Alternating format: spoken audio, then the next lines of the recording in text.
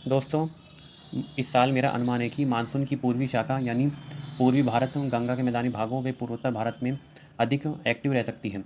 जबकि राजस्थान, गुजरात, महाराष्ट्र व मध्य प्रदेश के पश्चिमी भागों में पिछले 2 सालों की तुलना में थोड़ा कम बारिश होने की संभावना दिख रही है। पिछले साल राजस्थान, गुजरात और महाराष्ट्र में सामान्य से अधिक बारिश इन राज्यों के ज़्यादातर जिलों ने देखी थी, लेकिन इस साल यहाँ पर थोड़ी परिस्थितियाँ बदलती हुई दिखाई दे रही हैं, जिसकी वजह से पिछले साल की तुलना में यहाँ पर थोड़ा कम बारिश होने की संभावना है, लेकिन सामान्य के आसपास ही आंकड़ा इन भागों में भी रहने की संभावना दिख रही है। स्वागत है दोस्तों नेशनल वेदर में। इस वीडियो में हम बात करेंगे अगले एक सप्ताह के मौसम की। आने वाले दिनों में मौसम में क्या क्या बदलाव देखने को मिलने वाले हैं। सैटेलाइट इमेज में आप देख सकते हैं, ये 27 तारीख की सैटेलाइट इमेज है। इसमें आप देख सकते हैं कि इस समय WD दिल्ली के दक्षिण में ग्वालियर के पास बना हुआ है, जिसकी वजह से बादल उत्तर प्रदेश के ज़्यादातर इलाके बिहार तक बने हुए हैं। इसके अलावा इसके नीचे की ओर बंगाल से लेकर महाराष्ट्र के विदर्भ तक एक टर्फ जैसी कंडीशन बनी हुई है, जिसकी वजह से बादल तेलंगाना से लेकर पश्चिम बंगाल व पूर्वोत्तर राज्यों पर देखे जा सकते हैं, और यहाँ पर कुछ इलाकों में एक्टिविटी भी पिछले 24 घंटों के दौरान हुई है।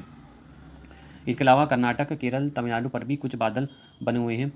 लेकिन पंजाब, हरियाणा, राजस्थान, गुजरात, पश्चिमी मध्य प्रदेश पर मौसम बिल्कुल साफ बना हुआ है, और यहाँ पर आने वाले दिनों में लगातार 4-5 दिनों तक हीट वेव चलने की संभावना दिख रही है, विशेष रूप से गुजरात और राजस्थान के मध्य, दक्षिणी और पश्चिमी भागों पर। लेकिन मई के पहले सप्ताह में इन भागों में हीट वेव से राहत मिलती हुई दिखाई दे रही है। आने वाले दिनों के मौसम की बात करें तो आने वाले दिनों में पाकिस्तान के उत्तरी भागों पर एक सर्कुलेशन बनता हुआ दिखाई दे रहा है, जिसकी वजह से बंगाल की खाड़ी से हवाएं इस पूरे रीजन में चलने लगेंगी। इसके अलावा इस सर्कुलेशन की वजह से रेगिस्तान से हवाएं राजस्थान और गुजरात और मध्य प्रदेश के पश्चिमी भागों को प्रभावित करने लगेंगी। इस वजह से इस पूरे रीजन में हीट वेव चलने की संभावना दिख रही है, क्योंकि सर्कुलेशन रेगिस्तान से हवाओं को अपनी ओर खींचेगा, और जबकि बंगाल की खाड़ी की नमी वाली हवाओं को अपनी ओर खींचेगा।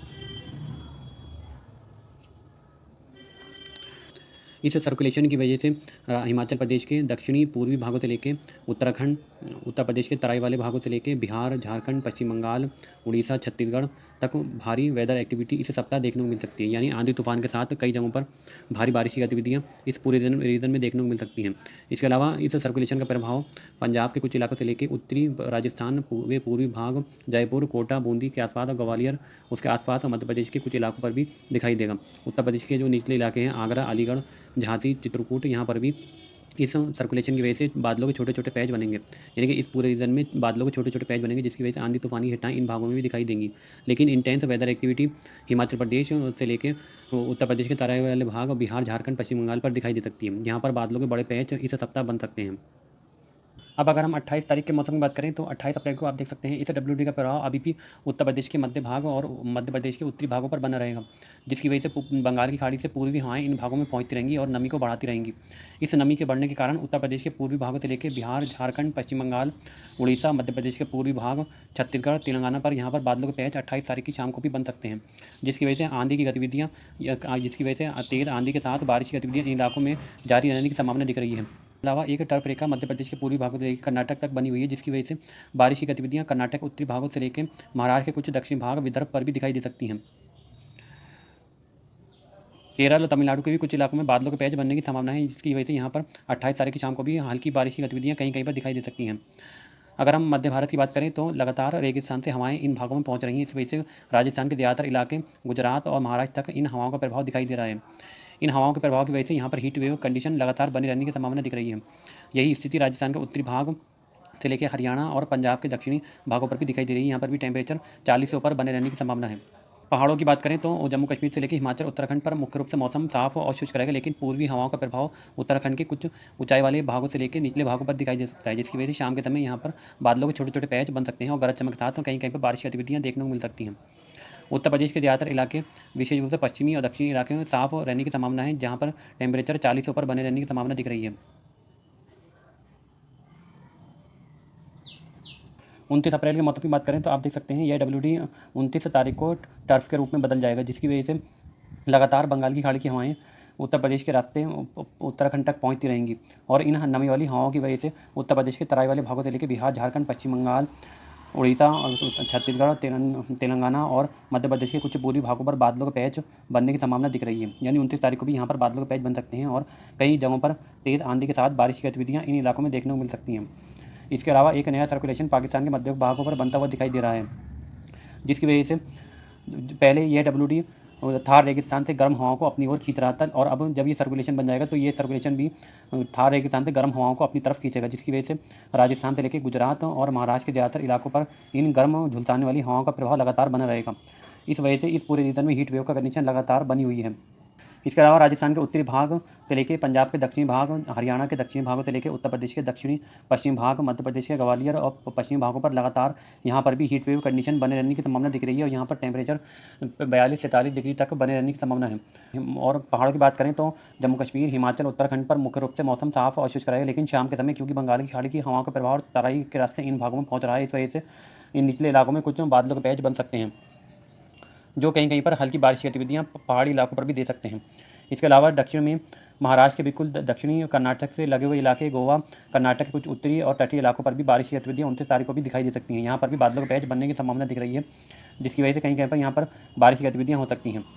पूर्वोत्तर में सिमिलर कंडीशन बने रहने की संभावना दिख रही है। 29 तारीख को भी यहाँ पर भी कहीं हल्की तो कहीं पर मध्यम गति की बारिश की गतिविधियाँ देखने को मिलती रहेंगी। अंडमान पर भारी बारिश की गतिविधियाँ कुछ इलाकों में देखने को मिल सकती हैं। इसी तरीके से लक्षद्वीप पर भी हल्की बारिश की गतिविधियाँ कहीं कहीं पर देखने को मिल सकती हैं।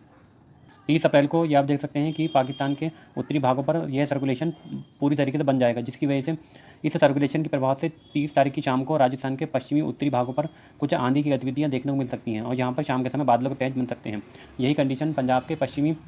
दक्षिणी भाग और हरियाणा के पश्चिमी भागों पर भी देखने को मिल सकती है।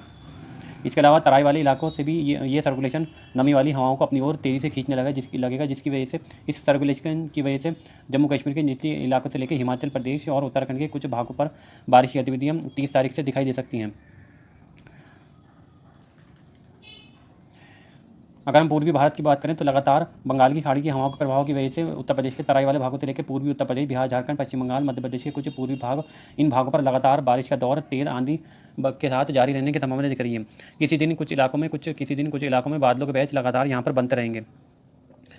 यही स्थिति उड़ीसा और तेलंगाना के कुछ इलाकों पर भी दिखाई दे सकती है। आंध्र प्रदेश के तटीय इलाकों पर भी बारिश की गतिविधियाँ आंधी के साथ हो सकती हैं। इसके अलावा पूर्वोत्तर के ज़्यादातर राज्यों पर भी सिमिलर कंडीशन बने रहने की संभावना दिख रही है। दक्षिण भारत में लगातार बारिश का दौर जारी रहेगा। ये आप देख सकते हैं, ये 2 मई का मॉडल है, जिसमें आप देख सकते हैं सर्कुलेशन राजस्थान के उत्तरी भागों पर पहुंच जाएगा और एक सर्कुलेशन पश्चिम बंगाल के ऊपर बन जाएगा। पश्चिम बंगाल से ये सर्कुलेशन लगातार नमी वाली हवाओं को तराई के रास्ते उत्तर भारत में भेजता रहेगा, और ये सर्कुलेशन जो उत्तर भारत पर बना हुआ है, ये भी नमी को अपनी ओर अट्रैक्ट करता रहेगा, जिसकी वजह से इस पूरे रीजन में नमी इकट्ठा होने लगेगी। 1 मई से लेकर 3 मई के बीच राजस्थान के उत्तरी भागों से लेकर मध्य प्रदेश के ज़्यादातर इलाके, पूर्वी भाग और उत्तर प्रदेश के दक्षिणी भागों से लेकर हरियाणा और पंजाब तक इन भागों में बादलों के छोटे छोटे पैच बन सकते हैं, जिसकी वजह से शाम के समय इन भागों में आंधी तूफान के साथ हल्की बारिश की गतिविधियाँ देखने को मिल सकती हैं। जबकि अगर हम ऊपरी इलाकों की बात करें, यानी कि उत्तर भारत में, तो जम्मू कश्मीर के तराई वाले इलाकों से लेकर हिमाचल और उत्तराखंड के इलाकों पर इन भागों में बादलों के बड़े बड़े पैच बन सकते हैं। 1 मई से लेकर 3 और 4 मई के बीच या तो जम्मू कश्मीर के इलाकों पर पैच बन सकते हैं, या हिमाचल प्रदेश या उत्तराखंड या नेपाल की पहाड़ियों पर। इन सभी इलाकों में हो सकता है कि यहाँ पर बादलों का बड़ा पैच बने, जो नीचे की ओर आएगा, यानी कि इस तरह हवाओं के साथ ये नीचे की ओर आएगा, जिसकी वजह से आंधी बारिश की गतिविधियाँ इन इलाकों में देता हुआ जाएगा। इस वजह से जम्मू कश्मीर के तराई वाले इलाके या पंजाब के उत्तरी भागों से लेकर हिमाचल, उत्तराखंड और उत्तर प्रदेश के उत्तरी भाग और पूर्वी उत्तर प्रदेश के तराई वाले इलाकों से लेकर पूर्वी उत्तर प्रदेश के निचले इलाकों, बिहार, झारखंड, पश्चिम बंगाल, इन इलाकों में भारी बारिश की गतिविधियाँ 1 तारीख से लेकर 3 मई के बीच देखने को मिल सकती हैं। इस पूरे रीजन में भारी बारिश की गतिविधियाँ कुछ इलाकों में देखने को मिल सकती हैं, क्योंकि यहाँ पर बादलों का पैच काफ़ी घना बन सकता है। बंगाल की खाड़ी की लगातार हवाएं इन भागों में पहुँचेंगी, जिसकी वजह से इस पूरे रीजन में बादलों के घने पैच बन सकते हैं। जबकि जो ये पूरा रीजन है, इस पूरे रीजन में बादलों के छोटे छोटे पैच बनेंगे, जो आंधी बारिश की गतिविधियाँ देते हुए पूरब की ओर चले जाएंगे। इसी तरीके से अगर हम बात करें तो पश्चिम बंगाल से लेकर इस पूरे रीजन में भी बादलों के घने पैच देखने को मिल सकते हैं, जो हिंसक बारिश की गतिविधियाँ आंधी तूफान के साथ इन भागों में दे सकते हैं।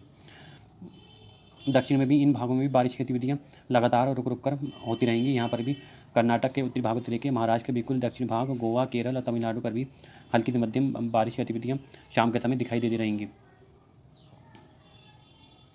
जबकि गुजरात और महाराष्ट्र के तटीय इलाके, मुंबई, इसके आसपास मौसम साफ और शुष्क रहने की संभावना दिख रही है। यहाँ पर मौसम गर्म ही बना रहेगा,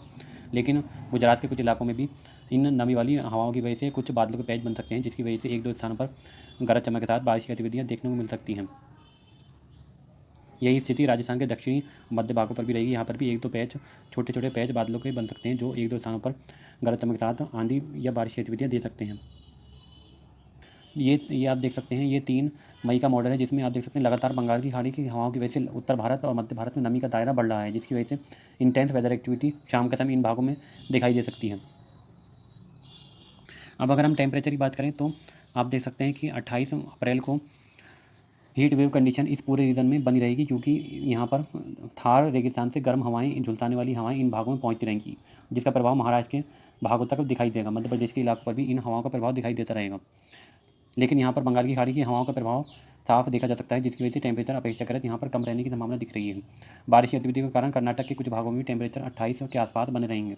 देख सकते हैं 29 अप्रैल को भी हीट वेव कंडीशन लगातार इन भागों में बने रहने की संभावना दिख रही है, और राजस्थान के बिल्कुल पश्चिमी भागों पर टेम्परेचर 47 डिग्री के आसपास पहुँच सकते हैं, और ज़्यादातर इलाकों में टेम्परेचर 40 से ऊपर 42 से 43 44 तक बने रहेंगे। 2 और 3 मई के आसपास आप देख सकते हैं कि लगातार बंगाल की खाड़ी की हवाओं का प्रभाव इन भागों में दिखाई देगा, और कुछ वेदर एक्टिविटी की वजह से भी इस पूरे रीजन में टेम्परेचर गिरता हुआ दिखाई दे रहा है। यानी कि पश्चिमी उत्तर प्रदेश के तराई वाले इलाके और से लेकर पूर्वी तराई वाले इलाके, बिहार, झारखंड, पश्चिम बंगाल, उड़ीसा के इन भागों में टेम्परेचर गिरता हुआ दिखाई दे रहा है, क्योंकि यहाँ पर बंगाल की खाड़ी की हवाओं की वजह से बादलों के पैच बन सकते हैं।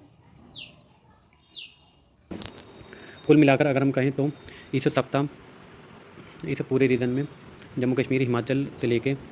उत्तर प्रदेश के तराई वाले इलाके, पूर्वी उत्तर प्रदेश और बिहार, झारखंड, पश्चिम बंगाल, इन भागों में इंटेंस वेदर एक्टिविटी देखने को मिल सकती है। बादलों के जो पैच बनेंगे, हो सकता है यहाँ पर एक पैच बने तो वो पूरा नीचे की ओर आएगा, और जब ये पूरब की ओर पूर्वी उत्तर प्रदेश की तरफ पहुँचेगा तो बंगाल की खाड़ी की हवाओं की सपोर्ट की वजह से और इंटेंस हो जाएगा, और काल बैसाखी जैसी स्थिति बिहार, झारखंड, पश्चिम बंगाल में देखने को मिल सकती है। यानी कि यही पैच जब पूर्वी उत्तर प्रदेश की ओर पहुँचेगा तो बंगाल की खाड़ी की हवाओं का सपोर्ट मिलेगा, जिसकी वजह से यह इंटेंस होकर काल बैसाखी जैसी स्थिति इस पूरे रीजन में पैदा कर सकता है। इसके अलावा आंध्र प्रदेश और तेलंगाना के कुछ भागों पर भी यहाँ पर भी बादलों के पैच बन सकते हैं, जो उत्तर पूरब की ओर इस तरीके से जाएंगे, जो भारी बारिश की गतिविधियाँ देते हुए पूरब की ओर निकल जाएंगे। तो इस पूरे रीजन में भी भारी बारिश की गतिविधियाँ तेज़ आंधी तूफान के साथ दिखाई दे सकती हैं। इसके अलावा पंजाब, उत्तरी मध्य राजस्थान से लेकर मध्य प्रदेश के ज़्यादातर इलाके, इन भागों में भी बादलों के पैच बनेंगे, लेकिन थोड़ी इंटेंसिटी इनकी कम रहेगी। छोटे छोटे बादलों के पैच बनेंगे जो आंधी तूफान और हल्की बारिश की गतिविधियाँ देते हुए ये भी पूरब की ओर जाएंगे। इसके अलावा राजस्थान के बाकी बचे हुए इलाके, गुजरात, महाराष्ट्र पर भी बादलों के पैच बनने की संभावना है। यहाँ पर भी बादलों के पैच 1 मई से लेकर 3 मई के बीच बन सकते हैं, लेकिन इंटेंसिटी इनकी थोड़ी कम रहेगी। कुछ इलाकों में बादलों के पैच बनेंगे। नेशनल वेदर में अभी के लिए इतना ही। वीडियो में अंत तक बने रहने के लिए बहुत बहुत धन्यवाद।